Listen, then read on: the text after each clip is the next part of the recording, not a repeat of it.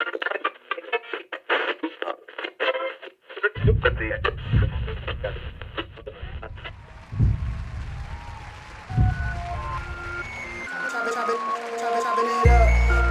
with G and Z. Chopping it up. Chopping it up. Chopping it up.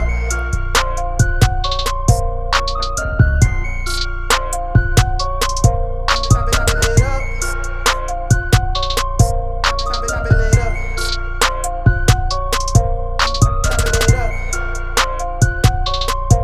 Chopping it up with G and Z.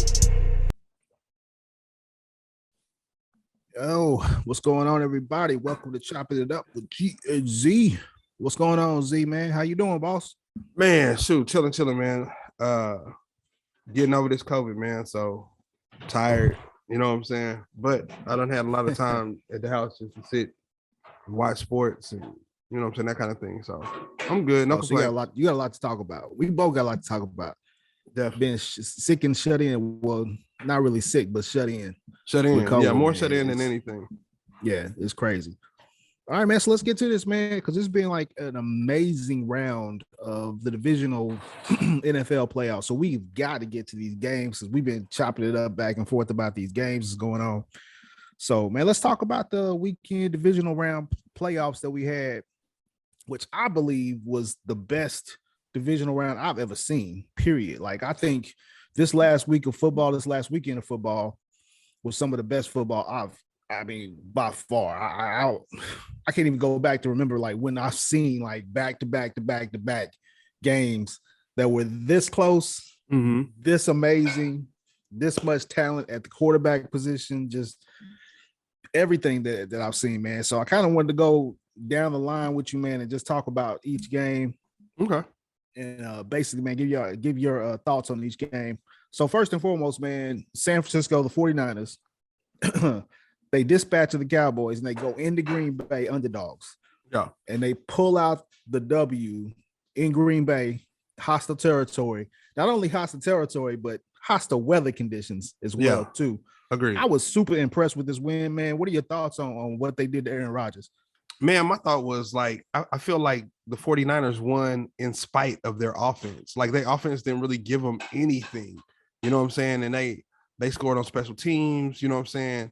And like, then like, I felt like it was like it was like nothing happened. And then all of a sudden San Francisco was winning, you know what I'm saying? And bro, the weather conditions, one of the things like me and my wife, she was sitting here watching it with me. And one of the things that I was talking about is like, I just don't understand, like, in those cities where it's super cold, like Green Bay, like why do they not have a dome? Like, bro, I would not, you know what I'm saying? And I ain't, you know what I'm saying? You know, I'm just calling it how I see it. I didn't see a lot of black people at that game, man. And I do understand that it's Wisconsin, man, but like also too, like it was cold. And I don't understand why you continue to, because the thing is like, all right, is Green Bay really like, is that a home field advantage or is that like a disadvantage for everybody? That weather, you know what I'm saying? It's got to be a disadvantage for everybody. I mean, just to be honest, man, I feel like they actually keep it that way. Two reasons. First reason is tradition. On the frozen tundra of Green Bay, blah blah blah blah blah. You know what I'm saying? Like that's just their stilos, spiel, whatever you want to call it.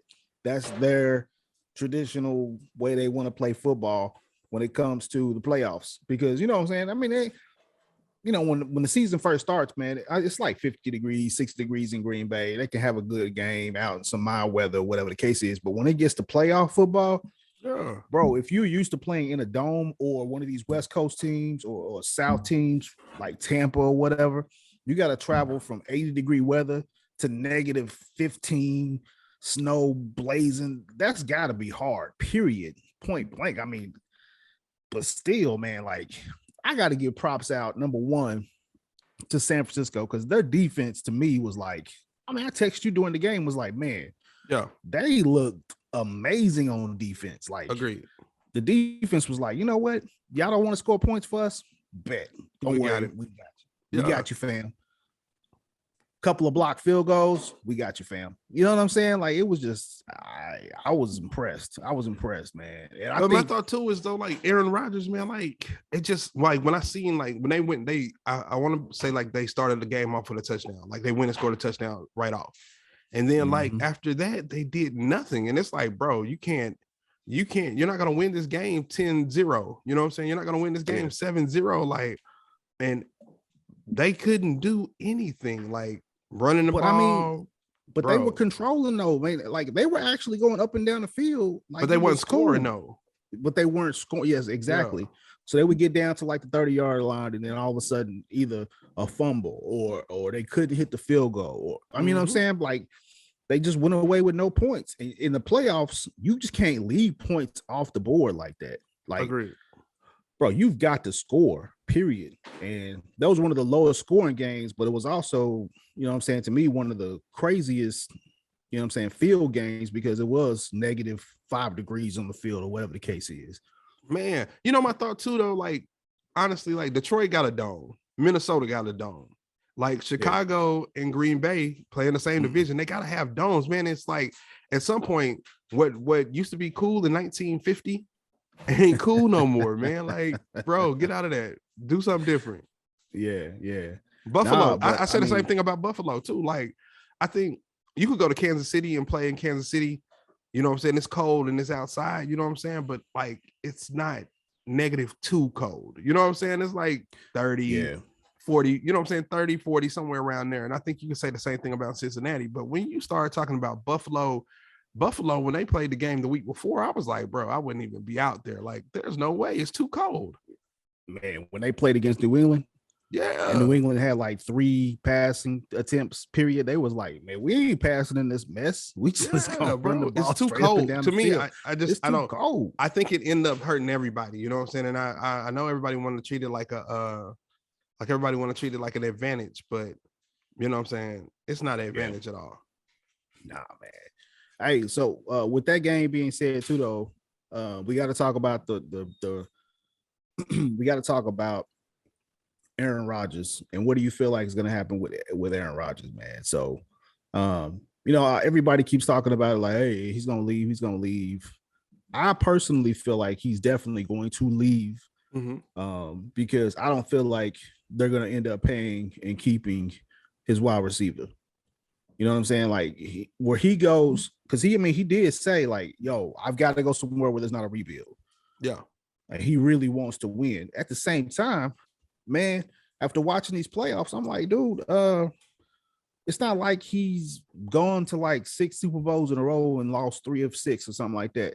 He can't get out of the dang you know what I'm saying, the championship, like or division or the divisional conference. rounds. Yeah. I think last year it was easy for people to be like, well, you know, Aaron Rodgers did all he could. They didn't keep the talent like they were supposed to, blah, blah, blah. You know what I'm saying? And everybody was on Aaron Rodgers' side last year. But I feel like that has changed. And I think this year, everybody's kind of been like, Aaron Rodgers, you haven't played like you were supposed to. And I think it would have been different if he would have balled out and they lost. Yeah. But he didn't come to play. Like, he didn't show up like he was supposed to show up. So with that being said, I think, man, at this point, like I didn't think he wanted to come back to start off with, but like at this point, and they're gonna tag Devontae Adams. You know what I'm saying? Because they can't afford to pay him what they're supposed to pay him, so they're gonna tag him this year. I bet you they'll tag him for the next 2 years. Can they do that right now? I'm sure. The way I'm thinking, I think they could tag him for the next 2 years. But and that's cold-blooded. It is cold-blooded. I hate that the NFL has that rule, man. You should be able to do that one time, but you shouldn't be able to do it 2 years in a sport where years really mount, you know what I'm saying, count that much. Because you never know what can happen. I mean, shoot. Dude, I mean, that's cold-blooded, man, if they do that. But I guess it's the league, man. All right, dude. So on to the other game, which was the Bengals versus the Titans. Now, this one, to me, got no play like the other 3 games, but I love, bro, when I say, and this is your old squad, I even text you like, Z, pull out your Cincinnati Bengals uniform from a couple of years back. You jumped off the bandwagon too early, boss. Bro, you know, the crazy thing was when you text me that, I was just like, only if he knew. The crazy thing was my team before the Cincinnati Bengals was the Tennessee Titans. And the reason I stopped messing with the Tennessee Titans, you remember they didn't pay Javon Curse. They didn't pay McNair. They didn't pay Eddie Jones, and I was Eddie George. I'm sorry. And I was just like, man, what's the sense of me liking a team if they never keep the talent? And then Cincinnati ended up doing the same exact thing. It was like, bro, y'all ain't gonna pay nobody. So that's why I jumped off of Cincinnati. And I think this is the first year where I was like, I'm not cheering for Cincinnati, man. I'm tired of what they do and their terrible owner. And then they make it to the playoff game. Jamar Chase and Joe Burrow are like amazing. And then I think what's crazy to me is they have two other receivers that are really, really good too. They got a good young tight end. Their line is strong and their defense is good too. And I was like, bro, man, they done messed around and built a team. I don't know. I got to correct you on this, man. The one thing that did drive me crazy was they do not have an offensive line, bro. Bro, man, I swear, I was like, that was the one thing I was watching for, like, man, because I feel like, Joe Burrow went down with that knee injury last year. Agreed. And everybody kept saying, hey, y'all need to get this man some offensive line help. And I swear I did not see any line help in that game. He got sacked like 9 times. He did get sacked 9 times, man. But first of all, Tennessee is amazing on defense. Let's start. I mean, I will give you that. But the fact of the matter is, when you get to the playoffs, you're gonna run into all these defensive lines that are stacked like a Rams defensive line. You know what I'm saying? You're gonna run into teams that have these defensive lines that can, get out to the quarterback. So you need to actually invest in that, because Joe Burrow needs to be your franchise quarterback, and you need to invest in protecting him. Because if you don't, man, you don't want him to go out and again with another knee injury. Is it? But my thought is, and you can tell me if I'm wrong, but my thought is, I think the line is actually decent. I just think they're better at run blocking than they are at pass blocking. Neither or. Because when I saw Mixon, to me, Mixon is actually getting these 5 yards on his own. These 5-6 yard runs. Okay. He's getting them on his own. Like bro, the line has no hole. And he's just like, okay, I'm going to make my own hole. Poof. Bounce around, do 360s. I thought they did decent on run blocking. I didn't think they did good on pass blocking, but I still think they messed around and got a team. You know what I'm saying? And they're young, so they'll have time. They'll have time. Well, we always say they'll have time, and then you remember Dan Marino never made it back to the Super Bowl. So exactly. Never know. So I'm just saying they need to invest in that line, and I hope they do, though, man. Because I swear I like Joe Burrow as a quarterback. I mean, to me, he's one of those new crops that, you know what I'm saying, it's going to take the NFL for the next 10, 15 years down the line. Like, that dude is dope. What you think about Tennessee offense, though? Like, I felt like Tennessee offense just didn't look right. Bro, so one of my cousins is actually a Tennessee Titan fan. And he is, like, tripping. He was mad because he feels like they need a new quarterback. And I'm with him on that. I've never been a fan. Never thought that Tannehill can take them to the next level, period. Yeah. And because they went out and got Julio Jones. You got Julio Jones and AJ Green on the side, right? No, they ain't got AJ Green. They got not AJ Green, dude. But what's the other guy's name? Dude, the dude that went to college with DK Metcalf. He's like a big dude, but he like big and fast. But he's a beast, though. Yes, he is. So you got one Hall of Famer for sure, and one cat that's like, you know what I'm saying, out of this world talent, and you can't. And Derrick Henry, like, Derrick Henry, bro, Henry. Y'all should. Yeah. But it's the same thing I see a lot of times from, like, to me, they remind me of a Green Bay. They can beat you one way, and they do great during the regular season, but when it comes to the playoffs, they can never make it. And I don't know why, because you think they got the recipe for it, because all you gotta do is give Derrick Henry the ball, let him. And granted, he did have he broke his foot, so and he didn't look the same. You know what I'm saying? He didn't look the same. I knew that going in, like, okay, man, this dude just coming off a broken foot. Yeah, you know what I mean, to make it back to the playoffs in like 6 weeks. Yeah, that's not normal. That's not gonna happen. He's not gonna be the same Derrick Henry. So, but man, I still feel like they need another quarterback. I'm not mad at that. I could definitely. I think at this juncture, like, Aaron Rodgers has to go to one of those teams that already has like a good defense and like good receivers. Like, so like a Tennessee, I honestly think Aaron Rodgers would be great at San Francisco. I posted that on Facebook the other day. I think Aaron Rodgers would actually be really good at Washington too. And Denver. You know what will be crazy, and I don't think this is going to happen. But can you imagine Aaron Rodgers in Seattle with those receivers? Nah, because it'd still be the same thing. Their defense is not what it You used think to be, so? man. Yeah, I think their Yeah, I defense mean, is of course terrible. not. Yeah, Yeah, I think but that's I where mean, I still think Russell Wilson is the top. I think he's a top 5, top 10 quarterback. So I don't think Aaron Rodgers is going to do more. And their line, and they didn't really start running the ball until the end of the season. They were terrible running the ball for the first half of the season. That's why they lost so many games. yeah, but still, I mean, those receivers up there are insane. So I don't know, man. My stock in Russell Wilson is actually going down. Maybe that I'll was take because Russell of the Wilson. pinky injury or whatever, but I'll take Russell Wilson over Aaron Rodgers right now, though.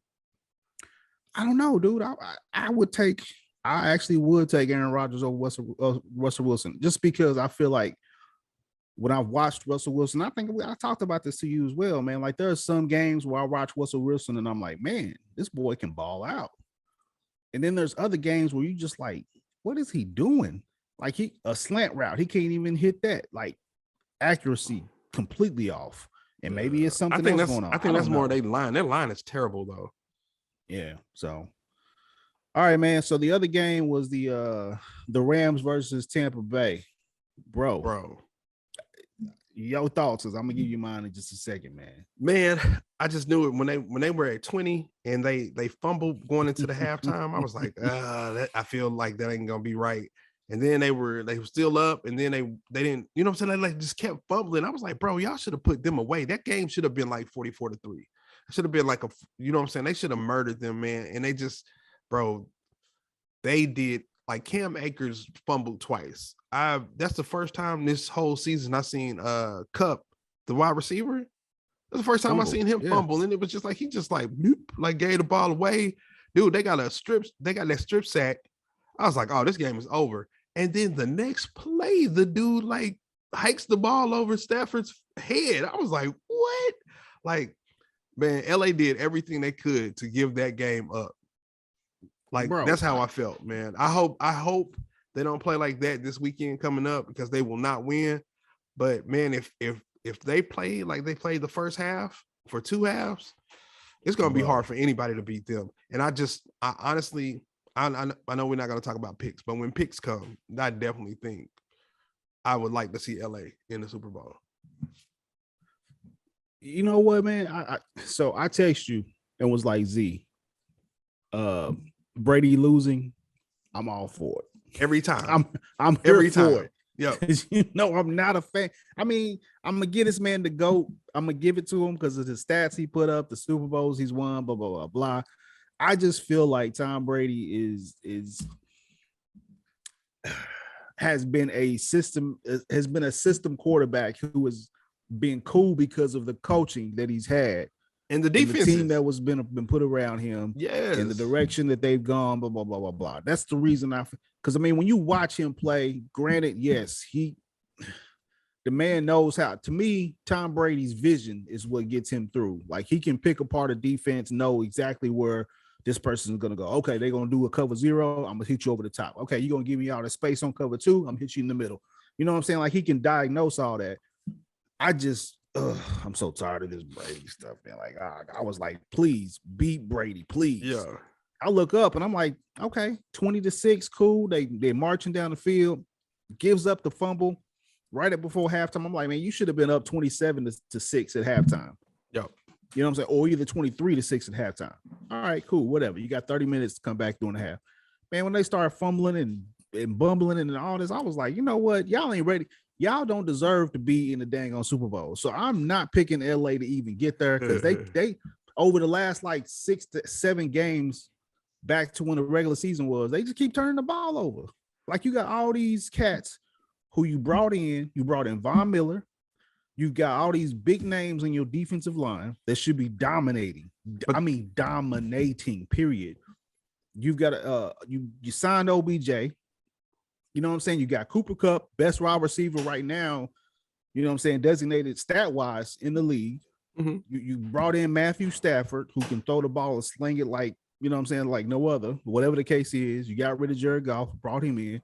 I mean, you're supposed to be designed to go to the Super Bowl, but you keep giving up all these fumbles, interceptions, mistake after mistake. To me, that comes down to either you're not coaching them right, or you allowing this to happen. I mean, I don't get it. Like they practically tried to give that game away, and I don't know if that's not coaching, man, because I feel like they were putting the right, like to me, like the play calling, like they were putting the right situations. It was just the execution, and at some point, man, like Cam Akers, man, like bro, like I understand you wanna somebody fumble and you want to make sure that they still have confidence, so you want to continue to give them the ball. But after that second fumble, bro, he man, I'm done with him. You know what I'm saying? Like, bro, because they have another running back. Yeah, they got a good running back, Sonny Michel from the Patriots. So the thing is, like, bro, it ain't like y'all suck back there, man. It's like, bro, let him sit him down and let him understand how important ball security is. Exactly. You know what I'm saying? So I just want to see how they come out. You know what I'm saying? Because they lost to the 49ers twice this year already. So I want to see if they're gonna come out and be focused. But I think if they come out and be focused like they're supposed to be, it's gonna be hard to beat them, man. I don't know, man. The way that San Francisco 49 defense look, I'm but their offense though, and that's the thing though. The San Francisco offense is so terrible. Jimmy Garoppolo is terrible. Dude, here's the thing, man. To me, when I watch them play, it's crazy because they have one of the most electrifying dudes besides the next team we about to talk about in the league right now on their offense, and that's Deebo Samuel. Mm-hmm.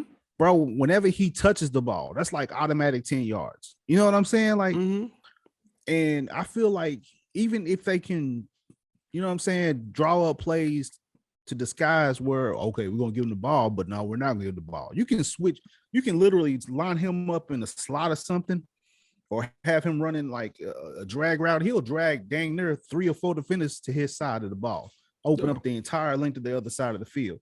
Just that's how good he is, and that's how much the defense actually respects him getting the ball, bro. I mean, you can do a whole bunch of stuff with a dude like that, and man, I mean, but then when he does get the ball, even on like a small wide receiver screen play, the dude's picking up 10 yards, dragging cats, and I'm just like, God, dog, this boy right here is just cold with it. Yeah, man. I definitely agree. I just think, man, what happens is they run the ball so good, man. If they just had like.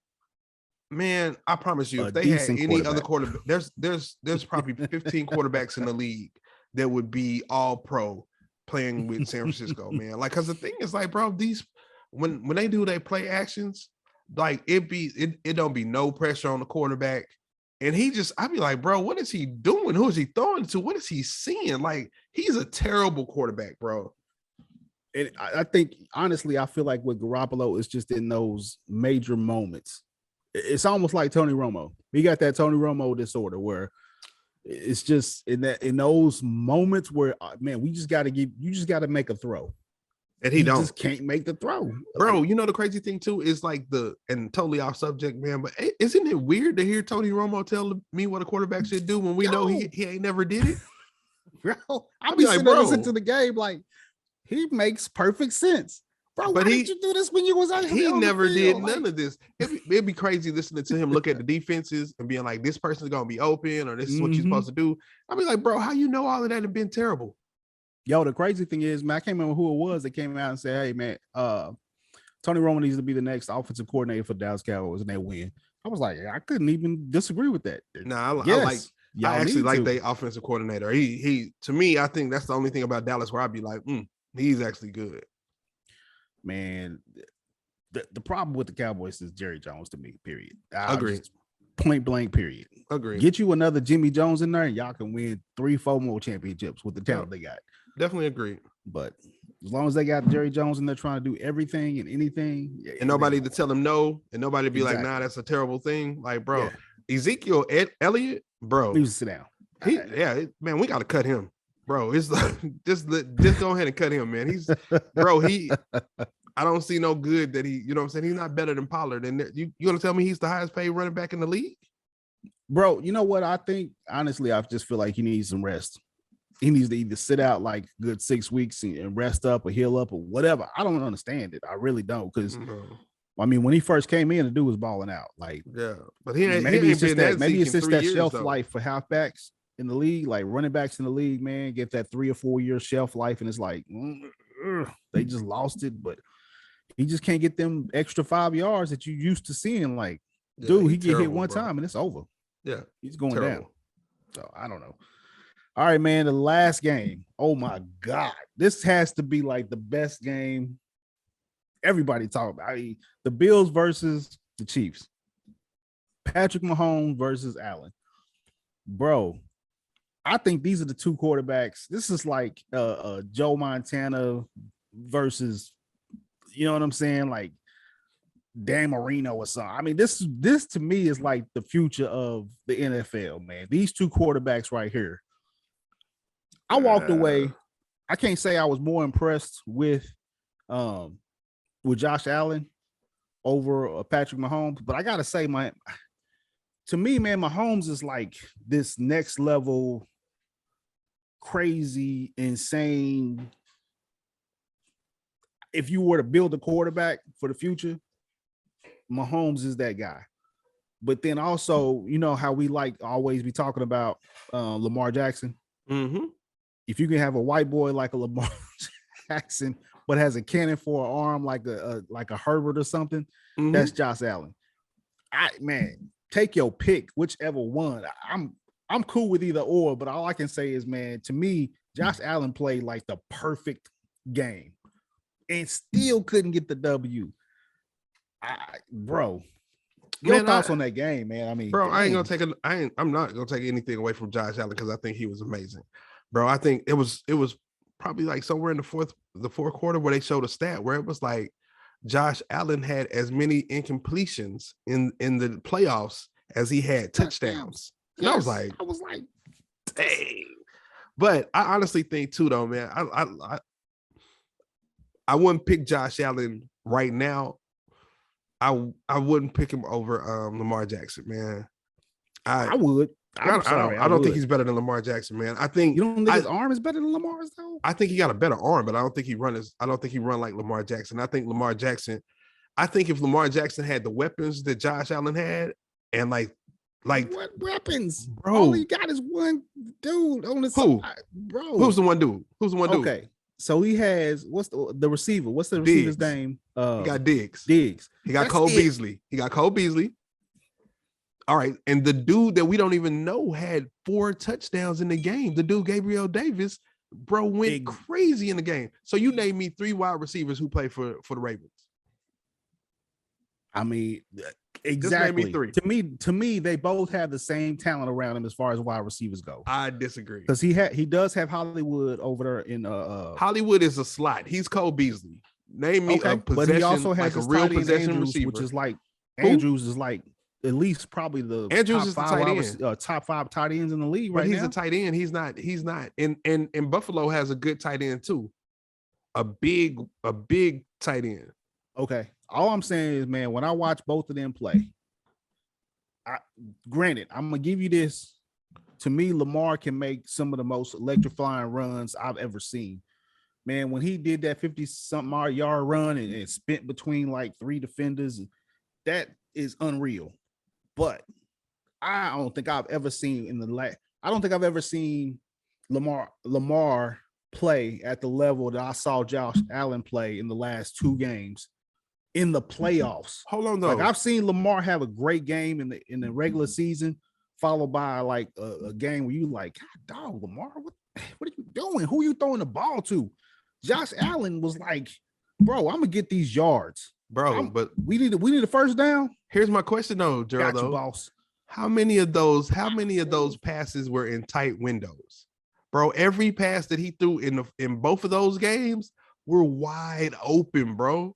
No. Some of them long passes, that 40-yard, bro. The touchdown at the end of the game where the dude fell. I was like, bro, the dude fell. And then when they came back down the dude went to a whole nother thing. I was like, bro, first of all, however well we talked about San Francisco's defense, I want to say Kansas City's defense is the total opposite of that. Yeah. Outside of Frank Clark up front, and if they don't get a sack, Tyrann Mathieu went down, they defense, the back end of their defense was wide open, bro. There was no throws in that game where I was like, bro, that was contested or that was a tight window that he made that pass, bro. All them and not, bro. He did what he said. I'm not gonna take anything away from Josh Allen because I thought he played an amazing game, and I definitely think he put himself in that conversation of being like top 5 quarterbacks in the league. He definitely did that in this postseason. But that defense was terrible. Terrible. Kansas City's defense might be one of the worst defenses. And the crazy thing is, I think that they're terrible, but they're better than what they were last year. I don't know, man. Like it's weird because the Kansas City defense to me is one of those on-off type of defenses where they started off the year literally giving up, you know what I'm saying, 300 yards passing, 150 yards rushing every game. Like you was just like, okay, they can't win this way. But every year at like the 6-7 week mark, the defense seems to just come up and start playing like a normal average or above average defense. Like what happens is they offense figures it out. Man, what happens is their offense starts putting pressure on the other team's offense to score. And once they do that, then they have to pass more than they would like to. And once you start having to pass against Kansas City, they can actually look decent. But if what I think it is, man, is these coaches go in to playing the Chiefs and they're like, okay, we have got to put up 30 points at least. And so they'll they'll be on the 40-yard line and be like, okay, this is 4-down territory no matter what. You know what I'm saying? But you have to. And that's the only thing that saves Kansas City's defense is that their offense is going to score 35 points. So you have to put up 35 points to even be in this game. But their defense is terrible. Like, bro, Buffalo went down and so here's the thing too. And this is where I think where I'll separate the difference between Josh Allen and Patrick Mahomes, right? Mm-hmm. Kansas City's defense is terrible. Buffalo had the number 1 defense in the NFL this year, the number 1 pass defense, the number 1 scoring defense. Like, so my thought is like Buffalo went and did what they did, and then there was 13 seconds left in the game. They had 2 timeouts. Man, they went down all the way down the field and kicked like a 40-yard field goal, bro. That's on the number 1 defense. That's not on Kansas City's terrible defense. That's dudes who've been locking people up all year long. And they went down there like they wouldn't even, you know what I'm saying? And that, to me, that tells the difference between why Patrick Mahomes is better than everybody and why they can still go out and win in spite of that terrible defense. Yeah, man.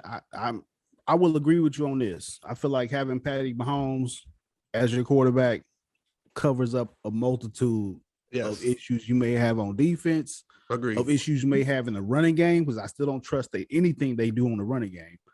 You know what I'm saying? This is not like the Chiefs with Priest Holmes, you know what I'm saying, where they rushing 25 times and you just like, okay, we can't stop this.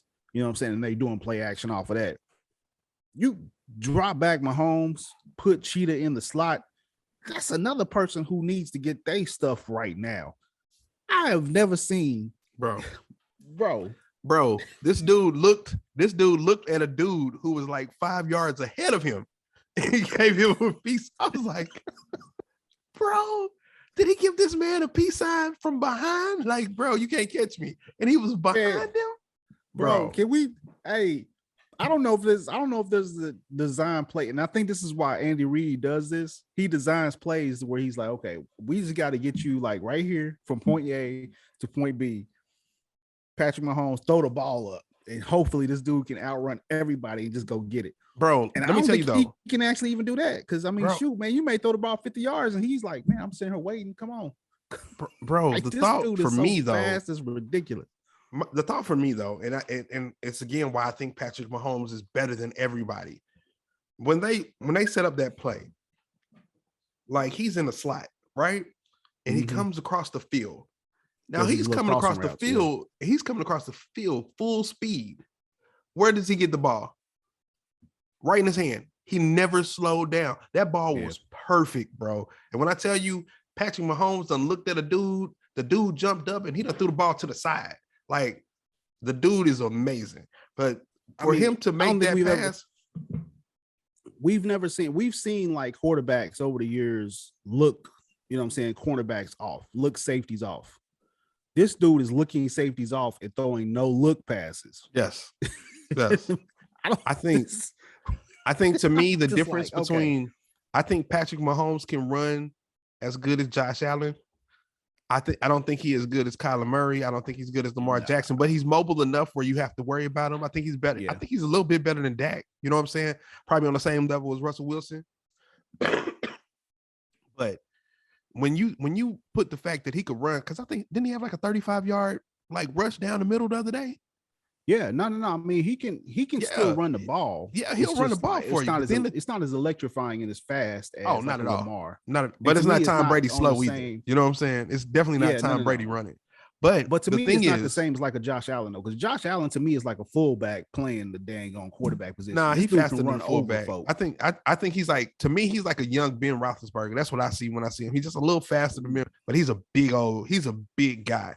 But my thought is though, the difference between 250, 270, the difference between all of them and Patrick Mahomes is Patrick Mahomes' accuracy is stupid. It's like you know when we go and talk about like Madden, when we used to play Madden and they'd be like he a 99. Like I feel like he's a 99 all the way down. You know what I'm saying? Like bro, he's better than everybody.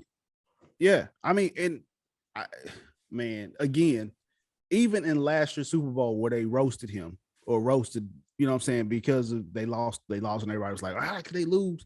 Well, he had 5 new offensive linemen that couldn't block for nothing. And he was still doing it, bro. Yeah.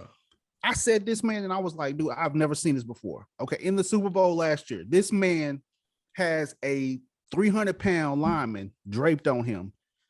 He is literally going to the ground and throws the ball. Hits the wide receiver in the face mask, and the wide receiver misses it and didn't catch the ball. I was like, bro, that's not his fault. I have never seen anything like Patrick Mahomes, period, play the quarterback position. Agreed. Ever. I mean, I feel like this dude's name needs to be ringing out with the same as like a Jordan or he's gone to 4. This will be 4 championship games in a row. Probably another if he wins the Super Bowl this year, man, just go ahead and crown this dude the next whatever. Dude, if he wins a Super Bowl this year, it's gonna be a problem. And my thought is like Kansas City, like y'all have to draft better because we understand that y'all can't really go and sign free agents, man. But like, bro, y'all have like the best tight end, you have an unbelievable quarterback, and then you have a game changer in the Cheetahs. So it's like my thought is like, bro, just go and get some people to be around. And why don't y'all have a decent running back? Like, what kind of scouting are y'all doing, man? Well, here's the thing, man. So they built up the line this year. You know what I'm saying? And the line looks way better. All the signings this year for the offensive line, which you know is still kind of trying to gel together, I guess, a little bit here and there, which they did a good job. You know what I'm saying? Now I think they do need to focus on either their defense or a good running game. You know what I'm saying? To go. The defense is terrible. They gotta, bro. They gotta do something on defense, man. But yeah, bro. Again, that was one of the. We can at least walk away and say, man, to me, that was the best game I ever saw in the playoffs. I'm not. I mean, I can remember back when, you know what I'm saying, the San Francisco and Dallas games. Those were great games too. You know what I'm saying? Some great games, but I don't think I've ever seen 2 quarterbacks go at it like that. You know what I'm saying? Like where it was just like, okay, whoever gets the ball last is winning. Period.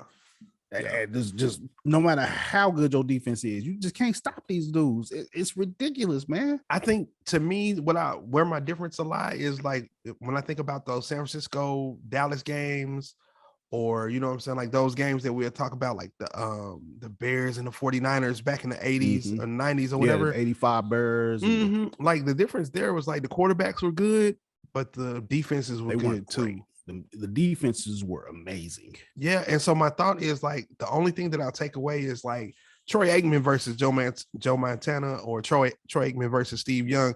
Those are everybody's in the Hall of Fame. Everybody, we talking about, you know what I'm saying, John Taylor, Jerry Rice, you know what I'm saying, Roger Craig, what was the Ronnie Lott.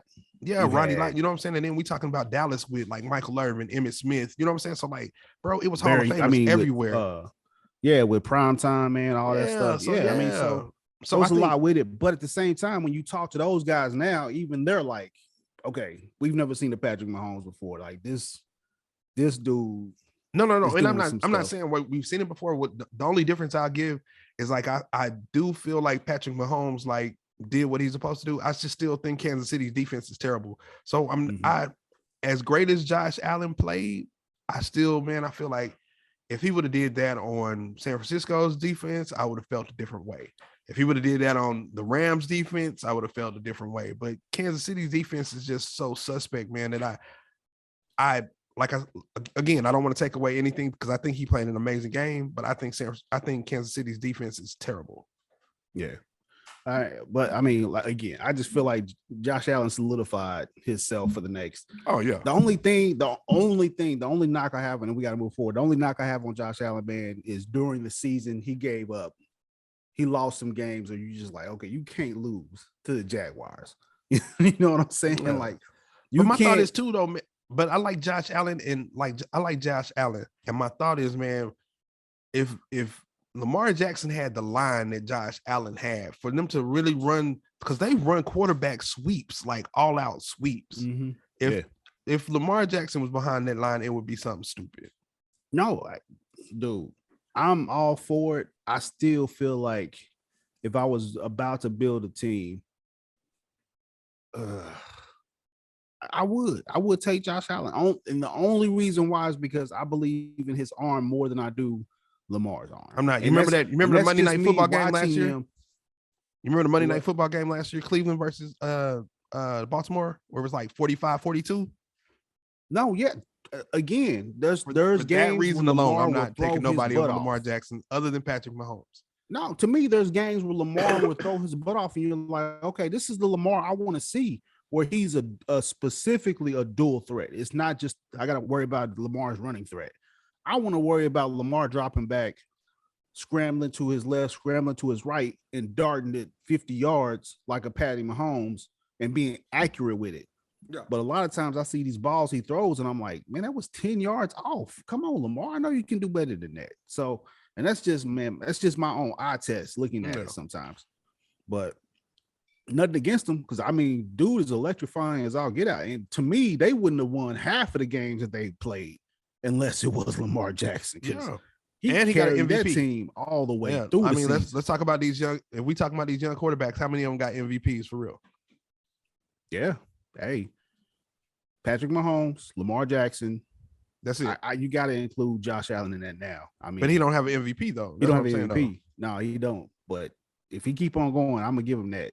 And you got Joe Burrow to worry about. You got Herbert to worry about over in the Charger territory. I mean, there's some good crop coming up, man. And I just, and I know we don't talk about him a lot because everything that's going on, man. Just remember Deshaun Watson is out there. Yeah.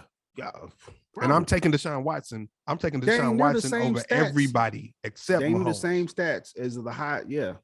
I'm hoping to see him, man. I just hope all that stuff gets worked out, whichever way it's gonna go. Agreed. I just hope it ends. Like they could get a conclusion to it. If he got to serve time, let him serve his time. Let's just get it over with, man. Yeah. All right, man. Real quick. So the championship round games, man. I need your picks for next week. So we've got the Chiefs versus the Bengals, and then we got the Rams versus San Francisco. Who you got in those games, boss? Bro, you know I'm an offensive dude, man. I want to see the Rams. I want to see the Rams versus the Chiefs. I want to see a 56-55 Super Bowl, bro, like a track meet. That's what I'm here for. I'm all for it. Now, You know what, man? I'm actually I would say, because you know what I'm saying, Stafford played for Detroit, and I'm a Detroit fan. God dang, I swear. You know what I'm saying? I would like to see Stafford go ahead and get to that game at least once. I really do feel like the Bengals are going to be a problem. You know what I'm saying? Moving forward, I just don't think they're gonna make it this year. That defense is still not. That defense to me is still sketchy, and that offensive line, I think they're gonna kill. I got two examples for you though, and this is the only thing where I won't say that about Cincinnati, is because we thought Dan Marino was gonna go to 10 Super Bowls. and he went to 1. Yeah. Excuse me. And we thought Yeah. KD, James Harden, and Russell Westbrook were going to be in the finals for years to come. Yeah. Yeah, and that's the only thing I hate to say that about Cincinnati. Like, oh, they got so many years. Because you never know. They might not. You do never know, man. You know what I'm saying? But yeah, I mean, literally, it was like one. If Tannehill doesn't throw the interception, who knows where the game would have been. So, you know what I'm saying? Totally, they got like, breaks. I'm gonna throw this in. I know this is totally off subject too, and it's just my random thoughts as we're talking. How good were the Cardinals this year with DeAndre Hopkins, and how terrible were they without DeAndre Hopkins? Man, is that not crazy to you? Dude, I said the same thing. Like, man, I don't understand what happened. But it's, I guess, with the coach, it's like been an ongoing theme where he starts off, you know what I'm saying, 8-1, 9-1, you know what I'm saying, 9-2, 10-2. And then all of a sudden, the last 5-6 weeks of the season, it's like, you know what I'm saying, 6-5, or, you know what I'm saying, 5-4, or he just, I don't understand it, but that drop off between when Hop left, got hurt, was ridiculous. It was terrible. I literally had Arizona going at least up to the divisional round and winning, you know what I'm saying, at least going to the actual AFC, or excuse me, the NFC championship game. Agreed. Man, no. And Kyler looked like he looked terrible, bro. I've never seen him actually look that terrible either, ever. Even the college days, I don't think he looked that terrible. Even when OU was getting killed, he was still going hard. Like, I've never seen him look that terrible, bro. It was definitely a weird thing. But back to my picks, I want to see the Rams versus the Chiefs, and I really wouldn't care who won. I just want to see 100 points. Yeah, no, that would actually be, with the way these divisional round games have gone, I would be upset if we get 2. I ain't gonna lie, man. I will be upset if next week there's like 2 blowouts. Would you? Let's keep this man. Please keep the same energy with these last couple of games going, bro. I want to see, you know what I'm saying? So when the Rams play the Bengals, I would love to see like the Bengals play the Chiefs. Oh, excuse me. Yeah, sorry. When they play San Francisco, the only thing is San Francisco ain't gonna put them no points. So, but here's the thought too, though. And I would love to see like a close game where the defense is just like, you know what I'm saying, put Matt Stafford on a stalemate, and it's like a 20 to 17 type of game. That to me is still good football, because I love seeing that defense dominate. And to me, that's the one defense that's still out there that is like that wild card where, dang, man, if they own APs and Qs, bro, man, they can stop anybody. And bro, my thought is, though, and this is the only thing that where I keep on thinking, and I don't think there'll be blowouts this weekend, but Kansas City lost to the Bengals once this year, and the Rams lost twice to San Francisco. So that's the only thing that I go to. Like, both of these teams that I'm picking to go to the Super Bowl have lost to these teams already this season. Okay, so I'm gonna make a prediction here, because I feel like one team is like on a roll. I'm actually picking San Francisco to win the Super Bowl, or just this game. I think they're gonna pull out against the Rams, man. I am picking the Chiefs though to win. But I just feel like San Francisco, it's something about San Francisco's team, bro, that just, they scare you, like, because the defense can be locked down, and if they can get like 14 points on the board, you know what I'm saying, like, the defense can just be like, you know what, you ain't getting nothing. You know what the problem is for San Francisco with me? Bosa is like Trump.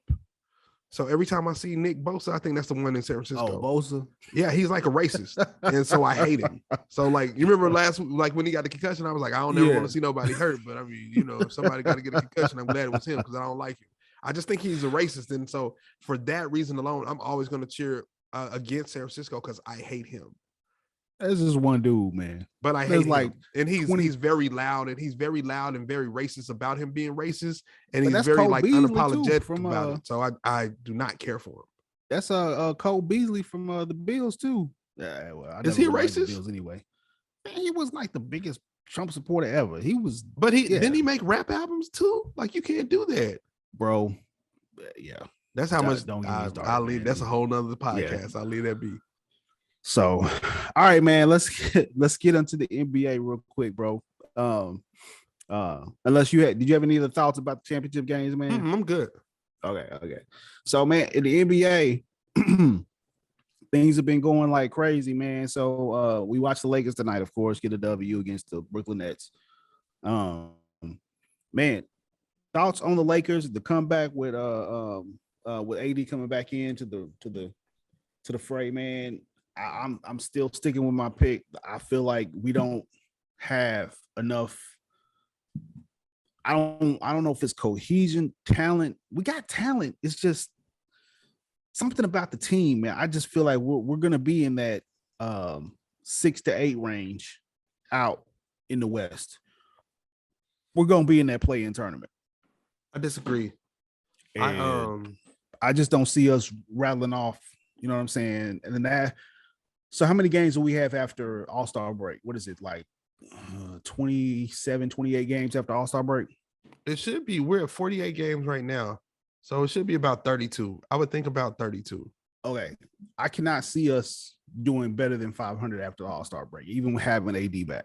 I disagree. I don't see it. You know what I'm saying? It is what it is. But my thought is, like, right now we're in the 8th spot, right? Technically we're in the 8th spot, but we're like technically have the same record as the Timberwolves in the 7th, right? The team, I think we can catch up. We could get all the way up to where the Mavericks are. The Mavericks are 3.5 games in front of us. And it ain't like they're playing lights out. The Nuggets, the Timberwolves, like those are the 3 teams in front of us. So my thought is I don't think none of those teams are playing. I think Minnesota actually just started really playing really good, but then Anthony Edwards just got hurt. And I think he's going to be out for a minute.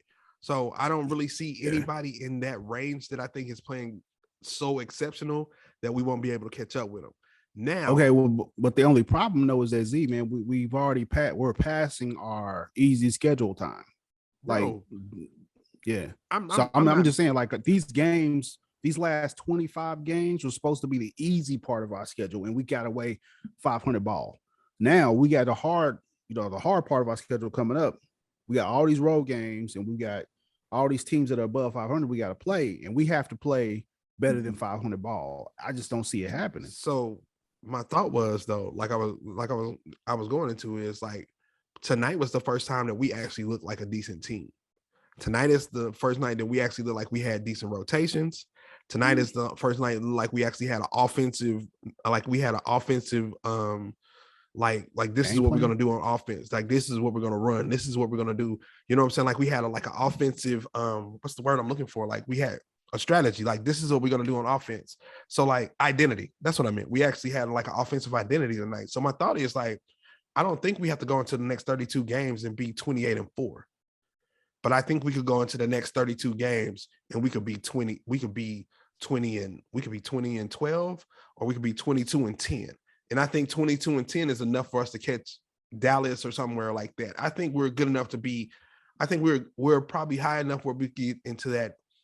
So you think we can get to that 5 spot? I think we could get into that 5 spot. But then the same thing is too.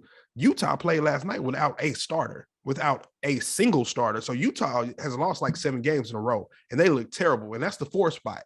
And they're only 6 games ahead of us too. So, like, my thought is, like, I think that if we figure out something now, that we still have a chance to be decent. I don't think we'll be top 3 seeds, but I think we can figure out something decent tonight. Like, the rotations that we're doing are so stupid, though. Tonight was the first night when they played 80 at the 5. They had LeBron and Carmelo at the 3 and 4. They had Russ. Wait. Hold on. Time. So are you cool with AD playing the 5? So here's my thought. I know he doesn't like to play the 5. No. The question is, are you? But cool let me finish though. Let me finish. So my thought is, he doesn't like to play the 5. And then when you're playing Brooklyn tonight, and their only real 5 is LaMarcus Aldridge, you could get away with AD doing that. AD is not going to be able to play Joel Embiid the way Joel Embiid is playing today. Joel Embiid is hooping right now. AD cannot guard him for a full 48 minutes. There's no way that happens. So that's when you need Dwight Howard. That's when you need DeAndre Jordan. And that's when you figure out how to put them in your rotation. Where my problem is, Russell Westbrook is lost half of the game, and Russell Westbrook can't be in the game without LeBron James.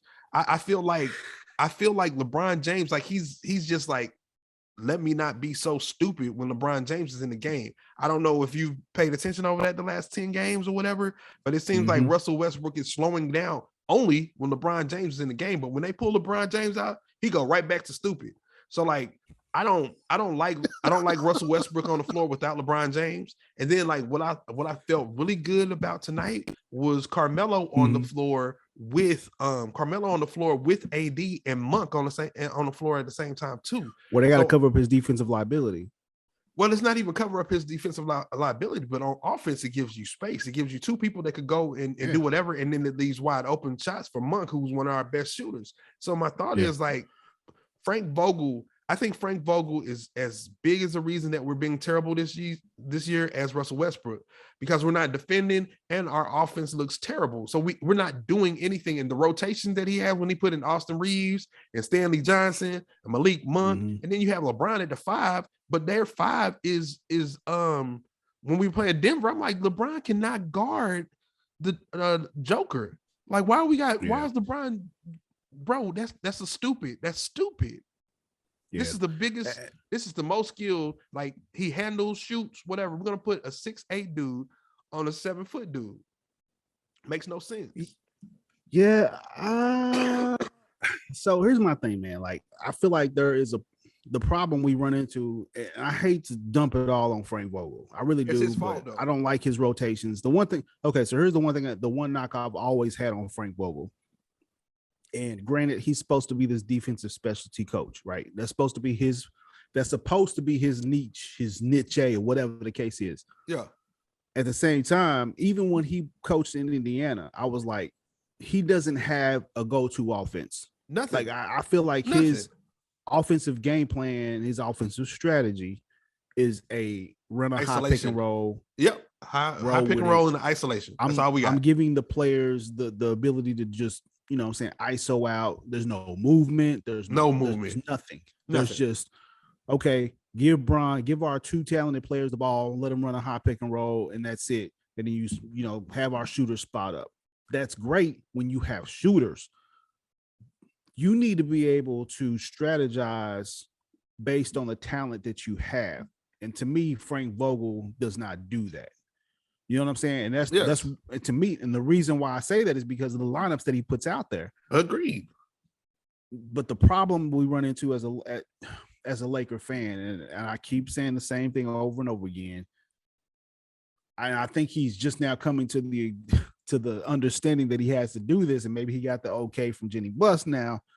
You cannot play Russell Westbrook the same minutes that you had during, you know what I'm saying, these 30-minute games during the early season. You just can't do it. I understand why you did it, because you know what I'm saying, we're pushing it. This is Russell Westbrook. This is, he's in LA now. We got to push this thing out. We got to make this a whole, you know what I'm saying, a whole narrative. Unfortunately, you can't win that way. You can play him. And ever so often, the game we watched was a couple of nights ago when they beat I forgot who we played and we won against. I don't know if it was Orlando. Was it Orlando? No, it wasn't Orlando when he had that vicious dunk over no, that was Utah. Utah. Yeah, that was Utah. Utah, because it was against Rudy Gobert. When he dunked over Gobert. Okay, so there's Russell Westbrook will give you that. He'll give you that.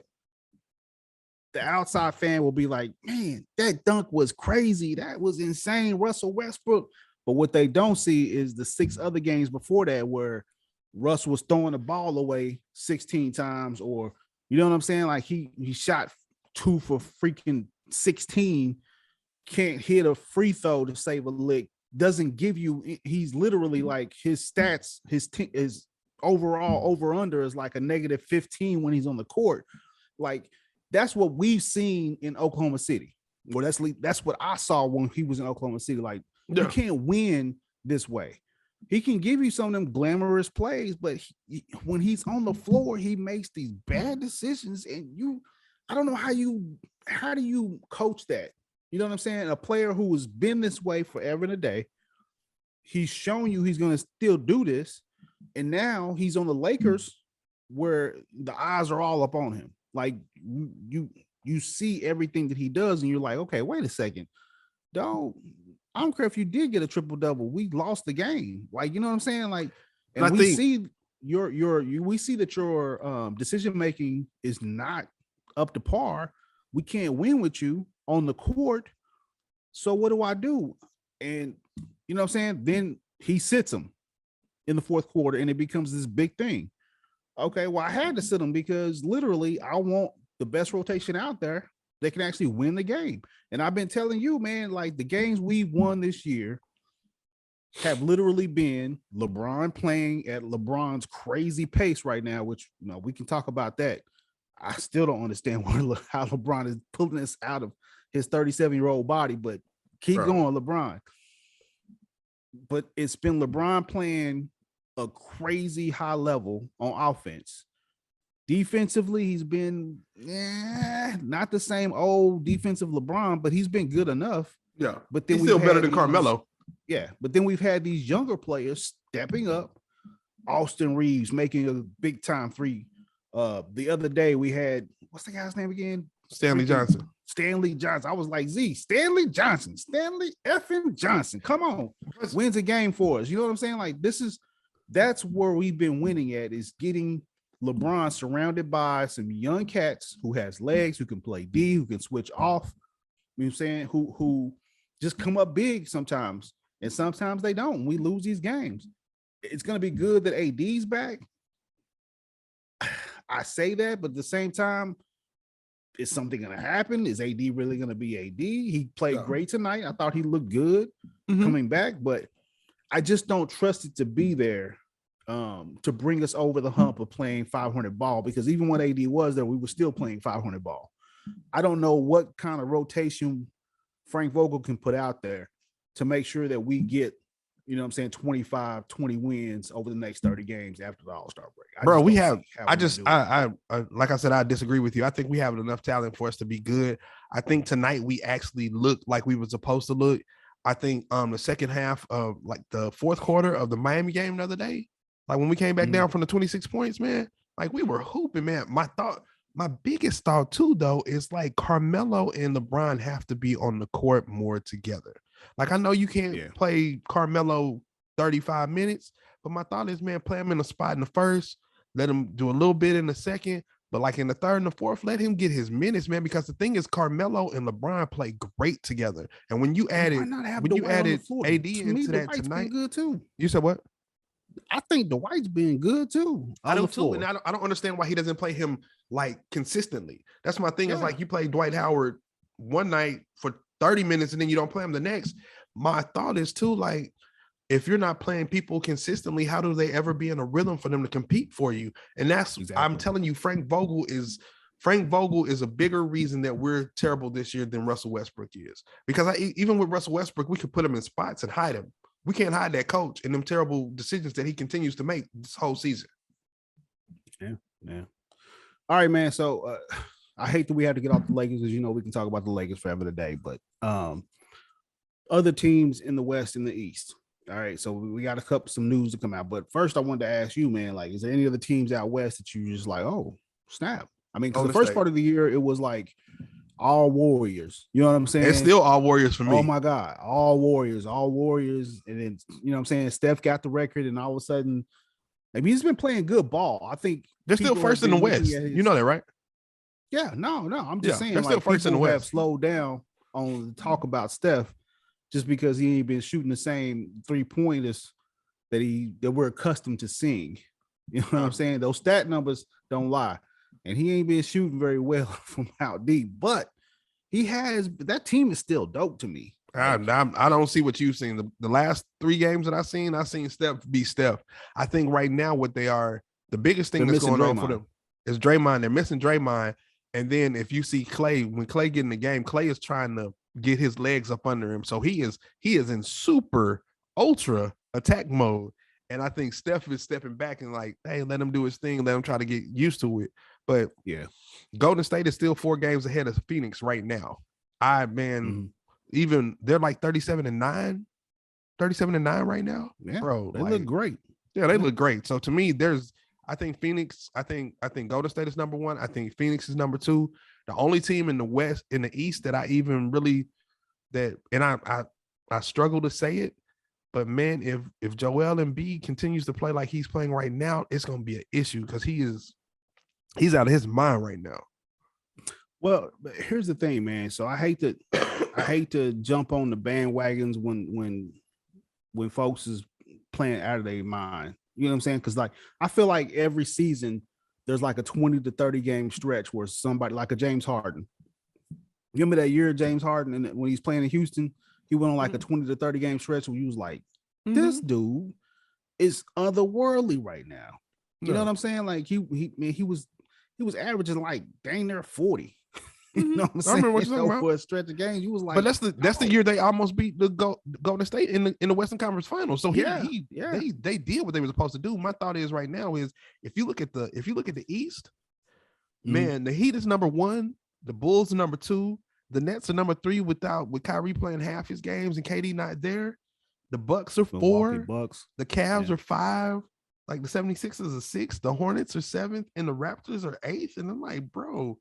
The Raptors and the Celtics are tied. Like the Knicks, the Knicks and the Wizards are like a game and a half out of eighth spot, man. So the Hawks is 2 games out of the eighth spot. So like to me, man, nothing in the East looks good to me right now. Well, okay, so hold on, I got to get back to the West real quick because there's one team out west that I wanted to ask you about, and that is that 3 spot. What's it 3? Is it 4 spot? The Memphis Grizzlies with Ja. Bro, what do you think about that team, man? Like I'm on the fence. I love the way Ja plays. To me, he's like that Allen Iverson / he just, man, there's something when Ja is on his game, bro, they look great. They can beat any team. I don't know about a 7-game series. I think that's the thing I'm waiting to see. Like, how are they going to play? Because, in the playoffs, man, they almost dispatched Denver. It's like the almost. Yeah.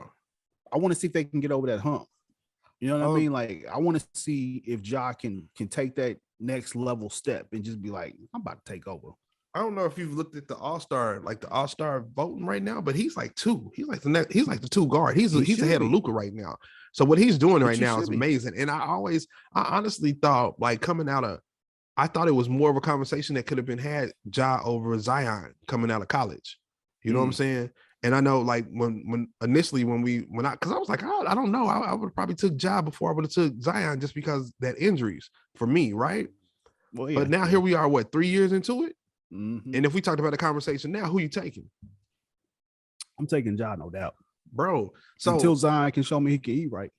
I think the thing about Memphis, what I think it's the same thing that I liked about the Hawks last year. Man, they got like 5 or 6 dudes that are like 6'5" to 6'9" that can defend. Like they all switch. They switch everything. Dylan Brooks can D up anybody in the league. And I want to say he plays 1s, 2s, 3s, like really. Then they have like the dude, they have a big light-skinned dude that look like old school Jerry Jeffries. They have the terrible hairline, but he's like 6'10". He can handle, defend. And then they have the young cat too. So, and then they have Steven Adams. So like, I think like if you look at their roster, they actually have like a great roster. I just think what happens is when you get into playoff basketball and things slow down, that's where I think when they'll play like a Phoenix or a Golden State, man, you know what I'm saying? You lose a few points just off of them half court games. You're not gonna have up and down games like they're used to right now. I think they're great though. I honestly think they're better than Dallas. I don't think they're better than Utah, but I like what he's doing, man. And I think he's definitely gonna be like a point guard because like the thing is like he's not doing what Derrick Rose is doing. Like when I see Ja go up and dunk or do something like that, it's natural. It don't seem like he's doing stuff he ain't supposed to be doing. You know what I'm saying? So I think he'll do this for years to come. You know what I'm talking? You had to throw that with that Rose. I love Derrick Rose, man, but it was just unnatural the way he was stopping and stuff, man. I'm like, bro, his knees ain't gonna take that. Yeah, stopping on that dime like that, man. All right, so out east, man. See, I know we talked about you went straight down the line with the standings out east. other than Joel Embiid, man, and I've been up on these Bulls too, bro. I've been up on them, and they've had some losses where also, but Zach LaVine has been out too. Yeah, Zach LaVine is out right now, man. But then my Yeah. thought is too, though, like how much am I going to trust DeMar DeRozan in the playoffs? I'm trusting him. I'm He's got not. a championship. When? He got one with No, he don't. Oh, that's No, right. he don't. Yeah, No, he don't. I'm sorry, but he did go deep in the playoffs with him. And they used to lose to LeBron every year. Him and Kyle Lowry. Kyle Lowry only got that ring because of the claw. But I don't trust him, or I don't trust either one of them in the playoffs. And Kyle Lowry is going to be your point in Miami. I don't trust Miami's team, man. My thing is, man, I feel like DeMar learned a lot when he was down there playing on the Pop. And I feel like, You said who? When he's playing on the Pop, it's Spurs. Who? DeMar DeRozan. Oh, he might have, man, but I don't think his game has changed. I think he still does the same thing he was doing in Toronto. He's been great at mid-range. I feel like he knows. I feel like he knows how to win now, and I feel like he didn't have that when he left the Toronto Raptors. Don't see it at all, Gerald. This is just me talking, man. Because this year, I really feel like he's stepped up and been like that. Disagree. He thought he could be. Disagree. I feel like he's the same DeMar DeRozan he's been. He will kill you in the lane, his mid-range game, or he'll dunk on you. He finishes at the rim. He still ain't got no three-point shot. He's still going to be suspect in tight moments. Well, that's the one thing we'll see about, because he has hit some game winners.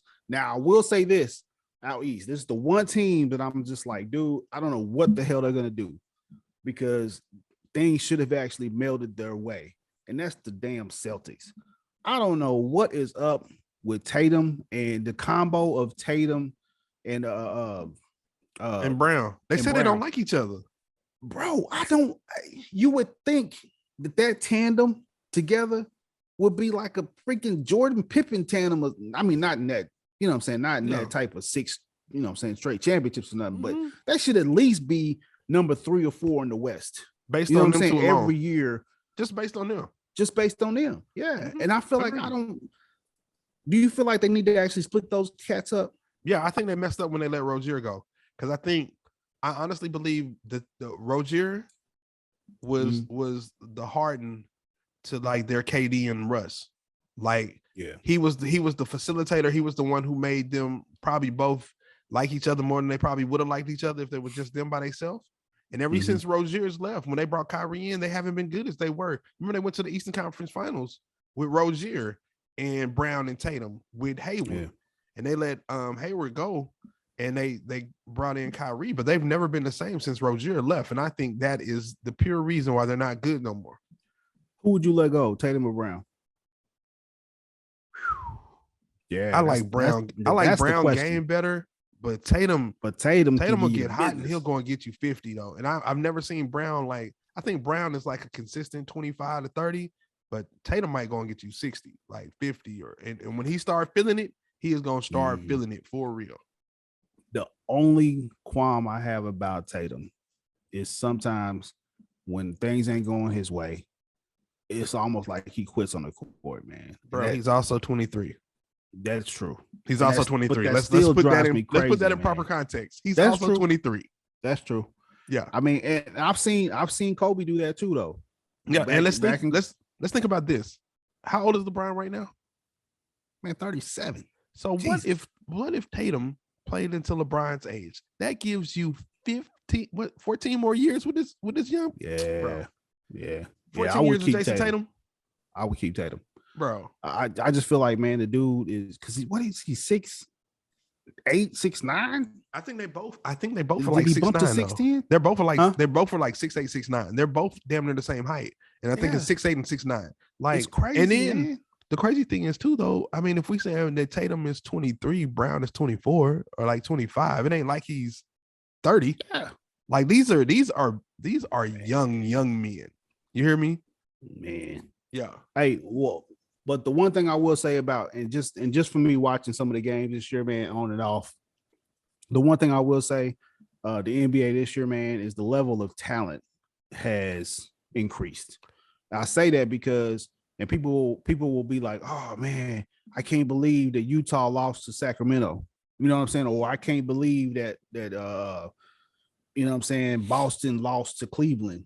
And I'm like, man, if you watch these games though, bro, the talent is ridiculous. And I don't know if it's because all the 3-point shots are being hoisted up, but when I watch some of these cats, man, I'll be like, who is this dude? And he is, you know, he'll go off on a 15-0 run by himself. And you like, who is this dude? Like, oh, he just came out from the you know, he just came up from the D League. You know what I'm saying? But he's dropping 40. You're like, dang, Brad, man, the level of talent on these teams right now is ridiculous. And so it's just not the same as it was where it's like we automatically think like there's going to be one dominant team like the Golden State Warriors did that year when they run 72 games, 73 games, whatever. And it's just not the case, man. I just don't see teams. It's going to be great to see teams get 50 wins this year. You know what I mean? Like there's going to be those same like crop of talent like the Golden State Warriors. You know what I'm saying? Like you on the Eastern Conference side though, man, I don't like the East. So I don't like the East around. I don't like the East at all right now. And my thought is, man, I think Golden State and Phoenix are just better than everybody. And I think that's what I think that's what's going to come down to, Golden State versus Phoenix. Well, I can still see the Bucks coming out again, man. I really can. And the only reason why is because, and this brings my last point on the NBA topic, man. You heard about what James Harden. Yeah, you know I don't blame him. You can see it. You can see it, man. Like I came here to have fun and for us to do what we're like. If KD's hurt and he's playing half the games, what am I here for? Yeah. So right now, and if anybody hasn't heard, man, you know, there was a story that came out that said James Harden was unhappy. Number one, he was unhappy in Brooklyn, which I can understand because, bro, when you know what I'm saying, some teams come to town and you're playing at home and your home crowd starts to root for the other team, that should never happen. I mean, I can understand, you know what I'm saying, giving props to like when Golden State came to town and, you know what I'm saying, and he got the when Steph got the actual record. I can understand the crowd being like, okay, we'll give you some respect, but I'm not going to start rooting and saying MVP for the other team. But so my thought is too, though, Brooklyn is a brand new city though, man. So they're not going to have like super loyal, dedicated NBA fans to start off with. And then my biggest thought is though, James Harden is a West Coast dude. You know what I'm saying? So just that weather being cold. So, you know what I'm saying? You being cold and then miserable and then like, then this ain't working out on the court like it's supposed to. Steve Nash is still a terrible coach. Let's not forget that at all. Blake Griffin is not playing at all right now. Yeah. And like, bro, Blake Griffin, at the least, he should always play. He might not have to start. You don't have to give him 30 minutes, but you can't tell me you have somebody on their team that's better than Blake Griffin to play 15, 20 minutes. You know what I'm saying? So my thought is Steve Nash is terrible. They're not playing no defense. And then at the end of the day, it's just the same thing he did in Houston. He done went through this. I've seen this movie before, bro. I know how this ends. Hey, well, do you see them getting back to the finals? Nah. I think if they don't do it this year, this is the end for Brooklyn, man. Yeah. Because you got to think too. And what they keep on saying? KD and James Harden is super cool. And KD and Kyrie are super cool. Yeah. We've never heard that they're Harden and Kyrie are cool. And then, like he said, he was like, he playing part-time. He might be like, bro, why you ain't got the vaccination? Like, just get the vaccination so you can play with us. Like, you know what I'm saying? Everybody don't have that same, because my thought would be too, like, bro, I don't care how you feel about the vaccination, really, bro. But if we all came here to win the championship, it's kind of like, to me, is Kyrie not getting vaccinated, to me, is almost the same line as Russ being like, well, you know, I get to go home and see my kids, and I still like, no, bro, we're here to win. I mean, I understand that you get to see your kids and we want your kids to be fine, but in LA, we here to win. We're not here to compete. We're not here to just be okay, to go out there and put trash on the floor. And I think that's the same way James Harden is kind of looking at Kyrie. I would love if James Harden played for the Lakers instead of Russell Westbrook. I'll tell you that. I'll be like, yo, bring him on in. We'll trade you. Let's go. all day, bro. all And day. I know we're supposed to stop talking about basketball, but THT is not good to me either, man. He is overhyped. I would have traded him last year. I would have kept Lonzo Ball and traded him because he shows up once every 5 games, man, and he's not really good at anything. So, like, bro, let him go. It's weird, man, but they don't have any trade value anymore with him just because of how he's played. Yeah, no, nobody wants him no more. Like, why would they hang on to him like that? I don't know. Yeah, I would have kept Lonzo Ball. Rob Pelinka, Rob is my guy, but I'm gonna tell you though, he deserves some of this because he done put some stuff. He done made some bad moves too. I'm sorry, but that Russell Westbrook deal just don't sit right. Period. And we're stuck. We're stuck for the next 2 years. I don't see any way out of it. So agreed. All right, man. So that's our sports chop, bro. Not too much time to get into too much other stuff, man, but there's been some other stuff going on. But first, man, let's talk about the elephant, I guess, in the room. But we both got struck with the COVID bug. Bro, thoughts on the COVID things going on right now, man? Because it's sweeping, it's doing another sweep right now. Like, man, I just think this COVID thing right now, man, it's more contagious than the first batch. So I think the fact that it's more contagious is one thing. I think the second thing is that you have kids in school right now, and then you don't have any mask mandates. So my thought is, you know what I'm saying, and I'm not a medical expert, man, but I got 2 kids, you know what I'm saying, and I can tell you how we got COVID. So my thought is you have all of these kids who are just around people and at functions and things like this. And after the holidays, all these kids came back to school. All these kids came back to school and they started spreading it to other kids and other teachers.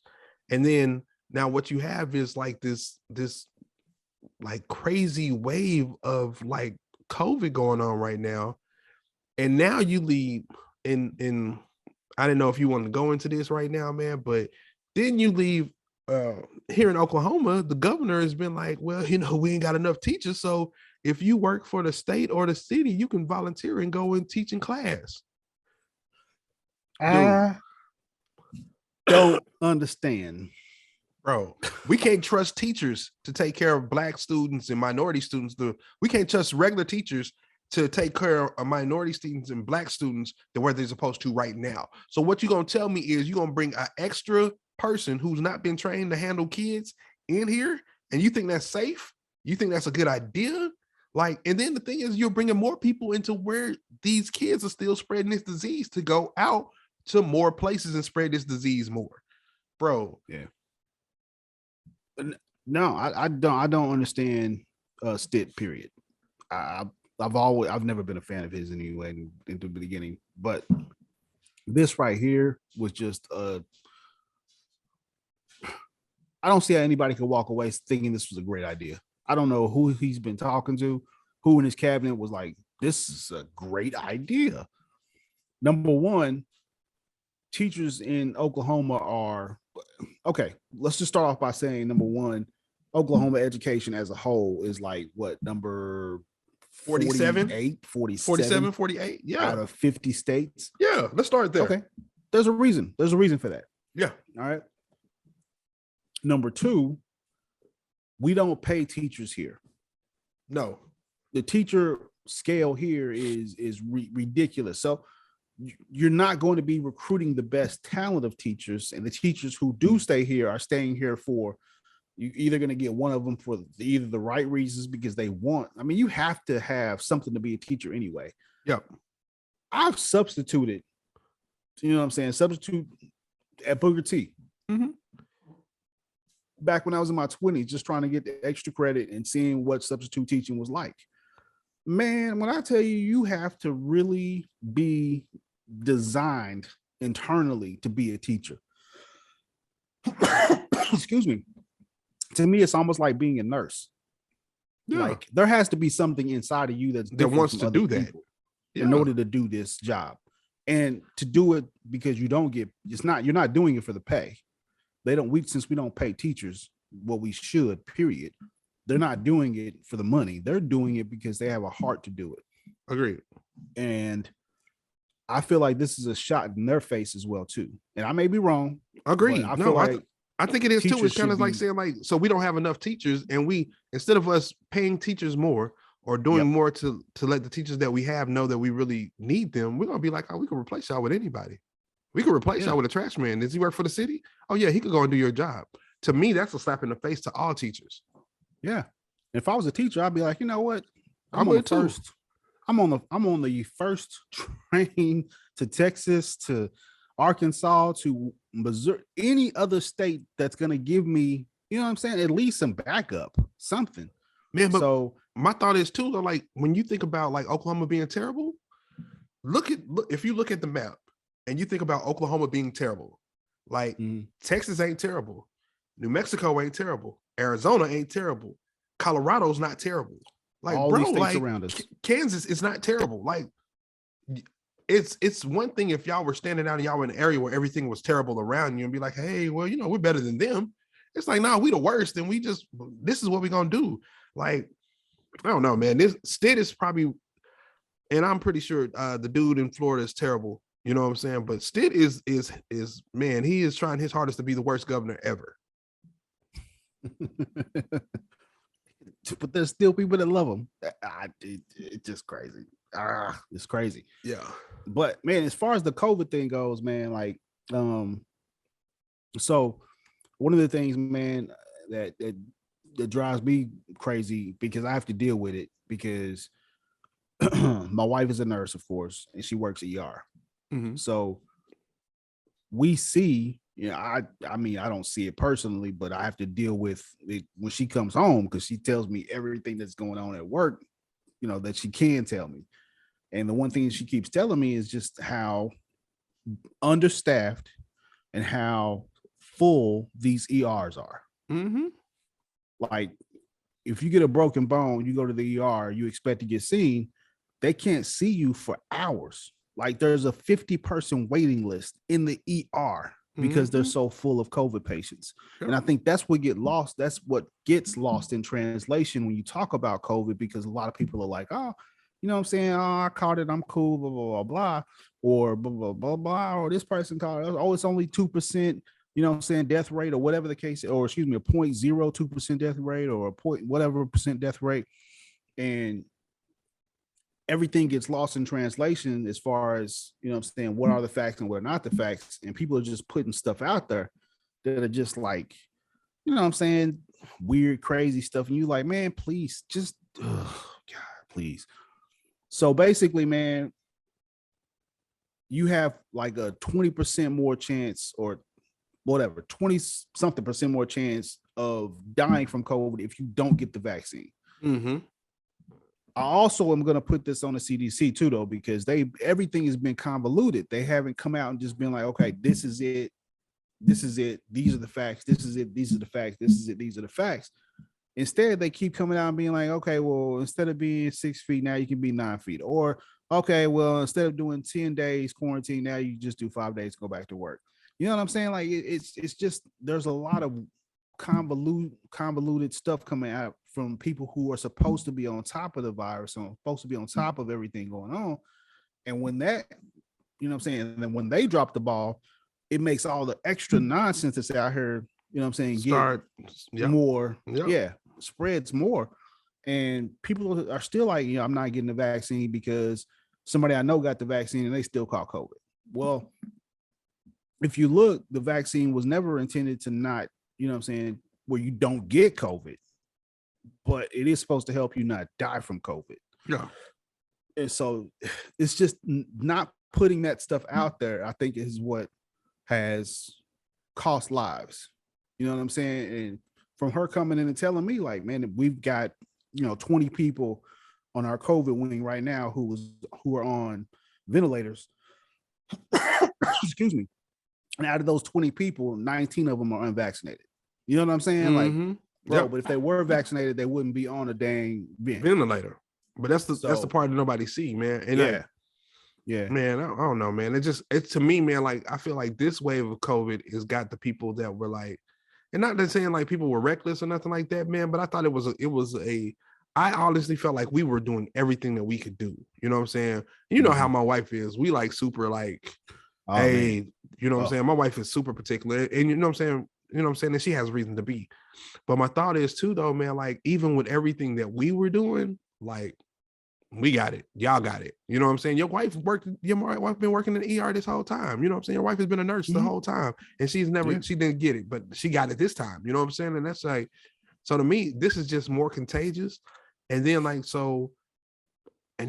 when I seen my wife, you know what I'm saying? I feel like anytime anything happens, it just my wife, maybe I'm a bigger dude and you know what I'm saying? Things don't affect me the same way. My girls got COVID, man. And they were down for like, I think Elena might've been down for maybe like half a day. Kayla might've been down for a whole day. You know what I'm saying? But the second day they was both like, cartwheels. Like, I'm good. Yeah. You know what I'm saying? When I was sick, man, I felt like, I was more congested than anything and I really couldn't hear. Like it was the weirdest thing. Like I couldn't hear because I was so congested. I couldn't hear. My wife was like, why are you yelling? I was like, am I yelling? I can't hear nothing. But, I had like 2 or 3 days where I felt really weird. You know what I'm saying? I knew I went all the way right. And like, I might get super tired or I might get super hot and then super cold, you know what I'm saying? Something like that. But it wasn't nothing crazy, you know what I'm saying? And to me, it was like, if you would have told me I was sick, I'd have been like, yeah, you know, just need a few days to rest and I'll be okay. But my wife, when she was sick, man, she was doing that coughing where it like hurt, like it sounded like it hurt. And yeah, man, I was just like, ooh, and like I was going in there checking on to make sure she breathing, like make sure she all right. And I'm going and checking to make sure she's okay, just because it was rougher for her, and she's vaccinated. So my thought is like, I couldn't imagine us getting that hard strain that came out at the beginning, that Delta strain, and then not having no vaccination too, man. Like, bro. You know what I'm saying? Or just the thoughts too, you know, when I was texting you, man, I was like, man, my baby got it. And like, I can't go in the room and check on her. Like I feel helpless. Like, what can I, you know what I'm saying? Like, do I go in there and risk, you know what I'm saying? But I can't have her in there by herself either. Like, so man, I can't even fathom how people still don't want to get a vaccination just to lessen the symptoms. Like, I don't even care what you believe in. Like, my thought is like, hey, if I'm not going to die from it, let me at least get this, or at least I don't die, you know? Yeah. Hey man, I can tell you this, man. Catching COVID makes you appreciate COVID. It made me appreciate it. But to me, man, it was also weird, like, because we both had COVID at the same time. Me and my wife had COVID at the same time, but we both had like different symptoms. Mm-hmm. Like she had a cough. I never got a cough. She had headaches. And you said you had it. I had headaches too, and I think that's because I'm congested. She said she had like crazy headaches. And I was like, I ain't no dang headaches, but I had like this fever. Body aches was like insane for like 2 days. Yeah, I had a fever and then I had body aches, and the body aches was weird because it was like that feeling that you have before you get sick. You know what I'm saying? Like, you know, when you getting sick or you coming down with something, you like, God, I don't know why I feel like so achy and just tired and achy. And I was like, I can't get over that. That's the only thing I felt. And then I had a couple of fever, and then I slept for like, that's another thing too. I slept for like, man, I don't think I've ever slept that long before, like dang near 12 straight hours, and then woke up and then went back to sleep for another 4 hours. It was just crazy, like sleeping, just like sleeping and sleeping. Bro, my wife, other than that, man, it was like a day and a half, and I was like, oh, I'm cool, I'm fine. Dude, my wife done cooked dinner and went to sleep like 3 nights in a row at like 8:30. Like, yes. Like, you all right? And like, I mean, like waking up, like they're not waking up in the middle of the night, not like, bro, I mean, straight all the way through. Like, you wake up and you like, God, dog, it's been 14 hours now. Okay, all right, well, I guess I'm gonna go back to sleep. All right, been real. This is weird stuff, man. Yeah, it's definitely been weird, man. That I don't know what. I guess COVID just be attacking people in some kind of strange ways. Oh, another thing too, man, I did lose that taste that everybody keep talking about, having like this weird. I didn't lose the taste, but the taste was weird, and it only happened for like probably 3 days, man. I would and I can't remember what day it was where I started eating something. I was like, what the? Ugh. You had a weird taste in your mouth, bro. All we did was order food. We just ordered like you know what I'm saying, like straight up DoorDash and stuff, and we cooked a couple of times.